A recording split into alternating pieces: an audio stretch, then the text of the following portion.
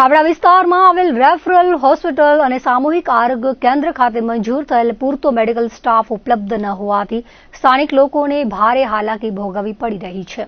ખાવડા વિસ્તારમાં અંદાજે 70% વધુ માલધારી સમુદાયના ગરીબ પરિવારો વસે છે, જેમને અકસ્માત, ગંભીર બીમારી કે ડિલિવરી જેવી ઇમરજન્સી પરિસ્થિતિમાં યોગ્ય સારવાર ન મળતા ભુજ કે અન્ય દૂરના સ્થળે ખસેડવા પડે છે. આ પરિસ્થિતિના કારણે અનેક દર્દીઓએ સમયસર સારવારના અભાવે જીવ પણ ગુમાવવો પડ્યો છે. ગંભીર સમસ્યાને ધ્યાને લઈને આંતરરાષ્ટ્રીય ભીમસેના અને આમ આદમી પાર્ટી દ્વારા જિલ્લા કલેક્ટર, જિલ્લા વિકાસ અધિકારી અને મુખ્ય જિલ્લા આરોગ્ય અધિકારીને આવેદનપત્ર પાઠવવામાં આવ્યું છે. રજૂઆતમાં જણાવાયું છે કે હોસ્પિટલમાં gynaecologist, paediatrician, orthopaedic surgeon, physiotherapist, ophthalmologist, medical officer, head nurse, અધિક્ષક ફાર્માસિસ્ટ, લેબ ટેકનિશિયન અને એક્સ-રે ટેકનિશિયન સહિતના જગ્યાઓ ખાલી પડી છે.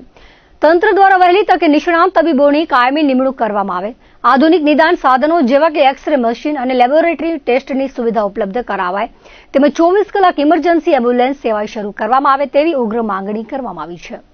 आज खावड़ा के सीएचसी का जो मुद्दा है, वहाँ पे मेडिकल सुविधाओं की जो अछत है, उसके लिए हमने भीम आर्मी को समर्थन दिया है आम आदमी पार्टी से। और आम आदमी पार्टी लगातार ये मुद्दे उठाती रहती है, जहाँ पे शिक्षण और आरोग्य व्यवस्था में जो भी लैप्स हो रहा है उसको हम कॉन्स्टेंटली गवर्नमेंट के पास ला रहे हैं। आज हमने जब कलेक्टर साहब से बात की है तो उन्होंने कहा है कि इस मुद्दे पर काम कर रहे हैं, लेकिन हमने साफ शब्दों में कहा है कि इसे आवेदन नहीं वॉर्निंग समझे। આજે અમે ખાવડા વિસ્તારના પ્રશ્નો લઈને આવ્યા હતા, જેમાં મુખ્યત્વે આરોગ્યની વાતને લઈને અમે રજૂઆત કરી હતી. આજથી 15 દિવસ અગાઉ અમે ત્યાં સીએસસી સેન્ટરની મુલાકાત લીધી હતી. તો એ ખરેખર દયનીય હાલત જોઈ અને ત્યાંની એવી પરિસ્થિતિ છે કે ત્યાં કોઈ મેડિકલ સુવિધાઓ જે ઉપલબ્ધ નથી.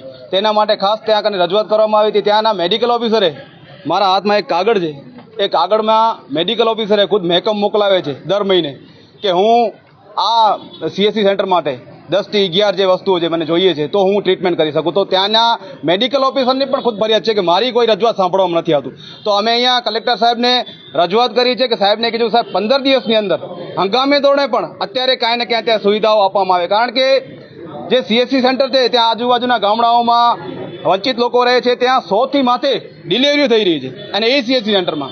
અને એ સીએસસી સેન્ટરમાં નોર્મલ જેને કહેવાય કે એક્સ-રે મશીન પણ નથી, એક્સ-રે ટેકનિશિયન પણ નથી, નર્સિંગ સ્ટાફ પણ નથી.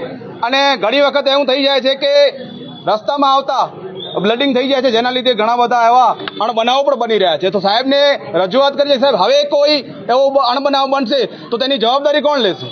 કે હવે અમે 80 વર્ષથી સહન કરી રહ્યા છીએ. અત્યારે આપણે 15 ઓગસ્ટના સ્વતંત્ર દિવસ મનાવ્યો, પણ આ 80 વર્ષ થયા, 80 વર્ષ સુધી આ સુવિધાઓ કેમ વંચિત છે?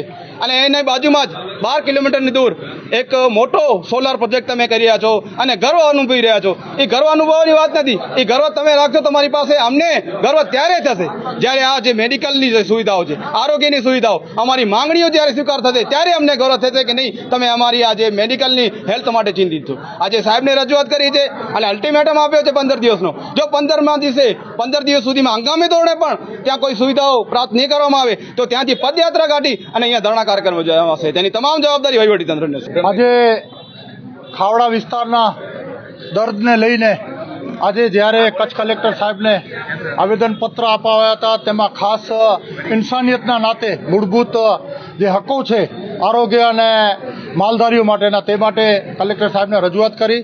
અને દુઃખની વાત ત્યાં છે કે જનપ્રતિનિધિઓ આપણે નિમતા હોઈએ છીએ તે ખરેખર પબ્લિકના દુઃખ દર્દ માટે હોય છે.